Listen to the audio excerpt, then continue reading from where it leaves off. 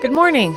We are going to talk about the basic features in Elvanto. So the first thing that you'll need is a username and password. If you do not have that, go ahead and email me at danielle.doyle@vgbc.org and I will resend that to you.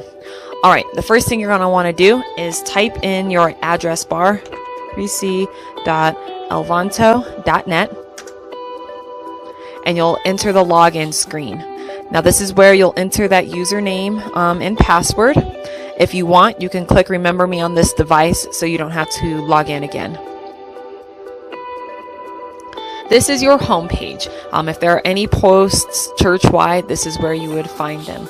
Also on the right, you'll see upcoming events. These are church-wide events and events that are specific to you. So, for example, unless you have children in the children's ministry, you're not going to see any children's events. So stuff like that.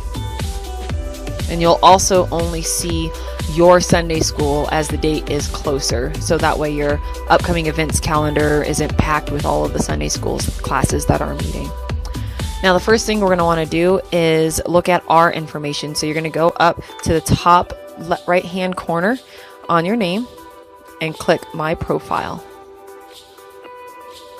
Here is all of the information about you. So here you can view your email address, you can view your phone number and your address and all of that other fun stuff. Now, we did a couple of weeks ago, we had a service interest survey that was passed out during service. If you didn't fill that out, you can do that now by clicking on all of your service interests. If you did fill it out, you will see it already selected for you. If you work within our children's ministry, you've got the date of your last background check there. And if you are currently serving somewhere, you'll see where and all of that fun stuff, what department you are. This is info that is specific to children and to students. This is where you will enter their allergies and medications, t-shirt size, emergency contact name and phone number, the school and the grade that they are in. Here you can change your password. You'll have to enter your current password. By default, your username is your first name dot your last name or your first name, last name.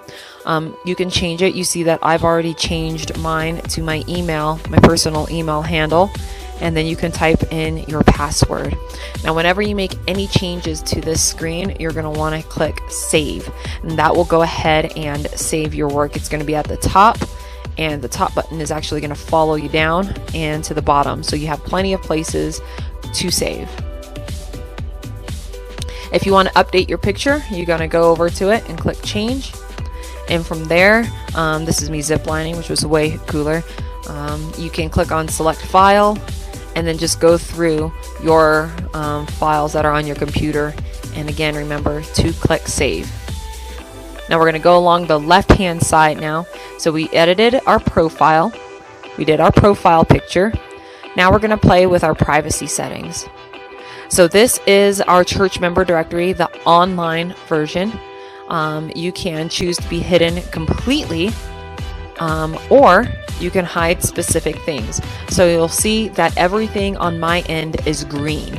That's because it's shown. If I don't want it show, I will click it and it will turn gray. So if I wanted to hide my address, I would click that and you'll see that it is now gray.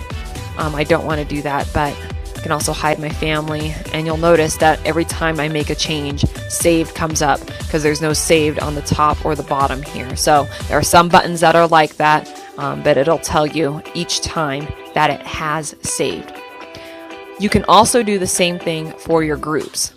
So these are the groups that I'm involved in. And let's say I didn't want my 6th graders to know where I was. I can hide my phone number, my cell phone number, and my email. And each of those will click Save. Or I can hide myself completely. I'll show you in another episode where that is for your groups. For now, I want everything. I want my class to be able to see me. And again, I must stress that this is a members only program, so if they are not a member here, they do not have access, as everybody has to contact me whether to get a login. Alright, so the next thing you have is giving. So when you click on that, it'll show your giving history. Nobody has access to this except for you, and then obviously our contributions who will put it in for you. So you can go in there and check that. The next button is family. This is where you can view details about your family, and you can go ahead and update and make changes on your family. So I'm going to go to Nate. So here I have all of the stuff about him, his cell phone number, his email that I can update, where he's serving at, all of that fun stuff. If I make any changes to his, again, the save button, I need to do that there. And you can do that for all of your family members. The next button is groups, which again we'll talk about in another episode. And then your preferences.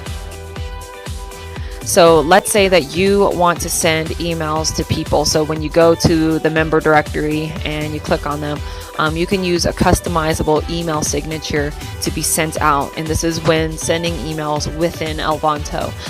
If you're clicking on their email, it will actually open up your own email client.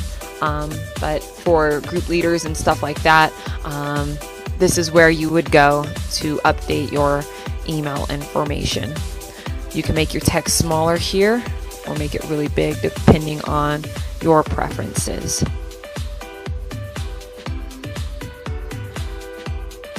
And that is all of your basic information and how to get to that and edit.